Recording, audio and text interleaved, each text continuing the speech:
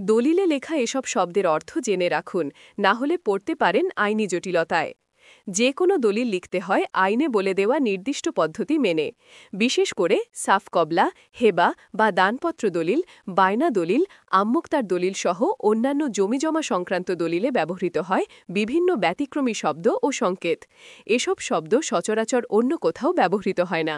দলিল করার সময় কিংবা দলিল তল্লাশি বা পরীক্ষা করে দেখার সময় এসব শব্দের অর্থ ভালোভাবে না বুঝলে হতে পারে নানা জটিলতা, পড়তে পারেন বিপদে।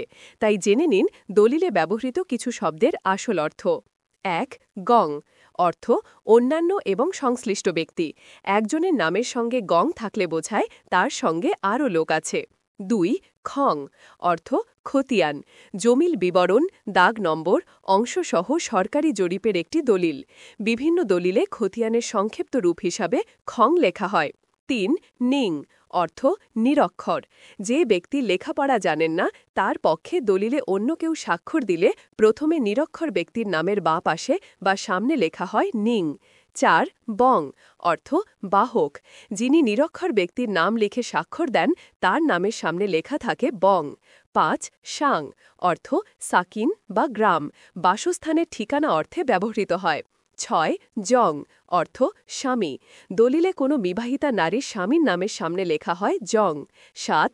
মং অর্থ মোট, কোনো মোট হিসাব বা পরিমাণের সংক্ষিপ্ত রূপ এটি।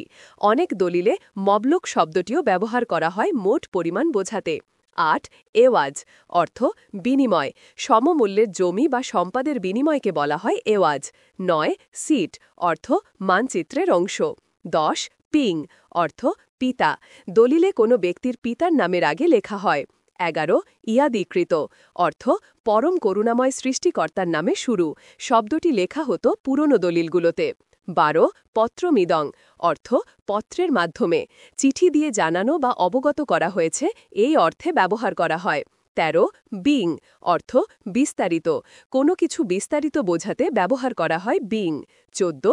দং অর্থ দখলকারী, কোনো জমি যার দখলে আছে তার নামের পাশে লেখা হয় দং। ১৫. হালদাগ অর্থ বর্তমানে প্রচলিত দাগ নম্বর। ১৬. সাবেক দাগ অর্থ পূর্বের বা আগের দাগ নম্বর। ১৭. চালা একটু উঁচু জমি যেখানে সহজে চাষবাস করা যায়। ১৮. নাল অর্থ যে জমিতে চাষবাস করা যায় বা চাষের উপযুক্ত। ১৯. বাইদ অর্থ বৃষ্টির পানি জমে এমন নিচু ও জলাভূমি প্রকৃতির জমি। ২০. কোরফা বা কোরফা অর্থ জমির মালিকানা সত্ত্ব যা প্রজা তার ঊর্ধ্বতন কর্তৃপক্ষ বা রাজার কাছ থেকে নিয়ে চাষ করেন। ২১. ছাহাম অর্থ জমি জমার অংশ বা ভাগ, কোনো জমিতে কে কত অংশ জমি পেলেন বা পাবেন বিশেষ করে শরিকদের মধ্যে জমি জমার প্রাপ্য অংশ বোঝাতে ব্যবহার করা হয় ছাহাম। ২৩. খাস জমি অর্থ সরকারি মালিকানাধীন জমি। ২৪. পতিত জমি, যে জমিতে চাষবাস করা হতো কিন্তু জমির উর্বরতা বাড়ানোর জন্য সাময়িকভাবে চাষাবাদ হচ্ছে না। ২৪.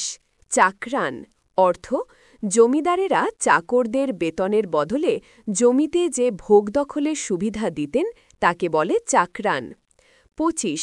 ছুট বা ছুটা দাগ অর্থ জমির নকশায় ভূমির দাগ নম্বর দেওয়ার সময় ভুলে কোনো সংখ্যা বাদ পড়ে গেলে বাদ পড়া নম্বরটি হচ্ছে ছুট বা ছুটা দাগ। ২৬.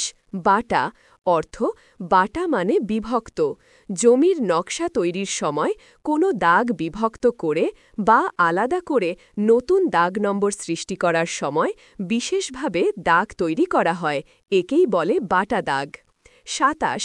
ছড়া বা ছড়ি অর্থ পাহাড় বা টিলা থেকে যে জমি সমতলের দিকে ছড়িয়ে পড়েছে তাকে বলে ছড়া বা ছড়ি। ২৮. নয়নজুলি অর্থ কোনো রাস্তা তৈরির সময় দুই দিক থেকে মাটি তোলার ফলে এক ধরনের নালা তৈরি হয়, সেই নালাকেই বলে নয়নজুলি। ২৯. হালটট অর্থ জমির পাশ দিয়ে চাষের সুবিধার্থে বলদ কিংবা কৃষকদের চলাচলের জন্য যে পথ রাখা হয় তাকে বলে হালটট। ৩০. সিকোস্তি অর্থ নদী বা সাগরের জোয়ারে যখন কোনো জমি ভেঙে যায় তাকে বলে সিকোস্তি। ৩১. পয়েস্তি নদী বা সাগরে বিলীন হয়ে যাওয়া কোনো জমি যখন পুনরায় চরের মতো জেগে ওঠে তাকে বলে পয়েস্তি। 32 বিলা অর্থ জলাবদ্ধ এলাকা, মৌসুমী জলাভূমি। 33 ডাঙা অর্থ চাষের উপযোগী উঁচু জমি।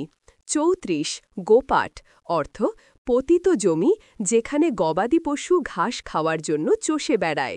35 কোলা জমি অর্থ বসতবাড়ির সঙ্গে অবস্থিত কোনো নাল বা চাষাবাদের জমিকে বলে কোলা জমি। 36 চিরাগি অর্থ মসজিদ বা কবরস্থানে আলো জ্বালানোর জন্য যে খরচ হয় তা মেটানোর জন্য কোনো দানকৃত ভূমি। 37 পালাম ভূমি অর্থ বসতবাড়ির পাশেই অবস্থিত সবজি চাষের জন্য উঁচু জমি। 38 লায়েক জমি অর্থ চাষের উপযুক্ত জমি। 39 কস্য অর্থ কস্য মানে হল কার নামে দলিল, মালিকের নামে দলিল হলে কস্য শব্দটি ব্যবহার করা হয়। 40 মৌরসি অর্থ পৈতৃক সম্পত্তি। 41 চটান অর্থ বাড়ির কাছাকাছি থাকা একটি উঁচু কিন্তু সমতল বা ঢালু এলাকা, যেখানে কোনো চাষবাস হয় না। 42 ইজা অর্থ চলমান কোনো হিসাবে টেনে আনা। 43 খারাজ অর্থ কৃষিকাজে ব্যবহৃত কোনো জমির ওপর ধার্য করা কর। 44 লাখেরাজ অর্থ যে জমিতে কোনো কর দিতে হয় না বা করের আওতামুক্ত।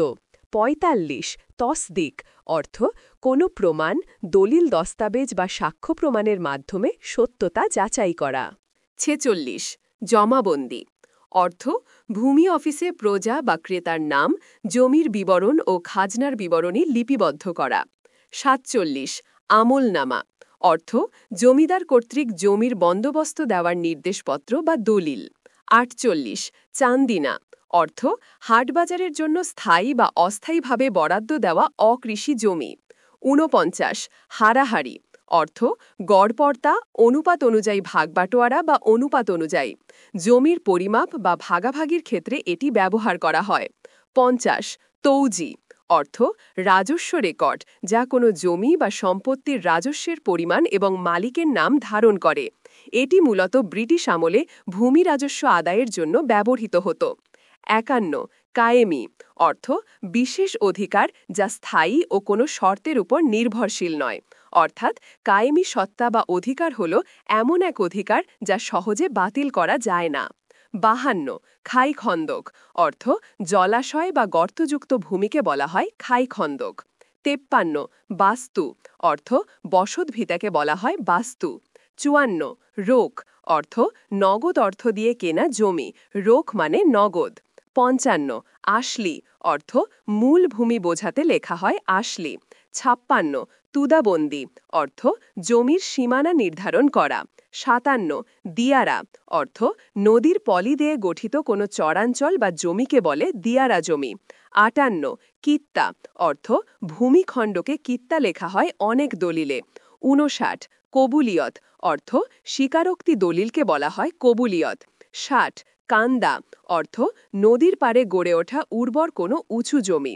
61 কিসমত অর্থ ভূমির অংশ বোঝাতে কিসমত লেখা হয়। 62 গির্ব অর্থ বন্ধক, কোনো জমি বন্ধক নিলে বা বন্ধকি জমি বোঝাতে বলা হয় গির্ব। 63 টেক অর্থ নদীর পলি জমে সৃষ্ট ভূমি। 64 দরবস্ত অর্থ সব কিছু। 65 দিঘলি অর্থ নির্দিষ্ট খাজনা প্রদানকারী।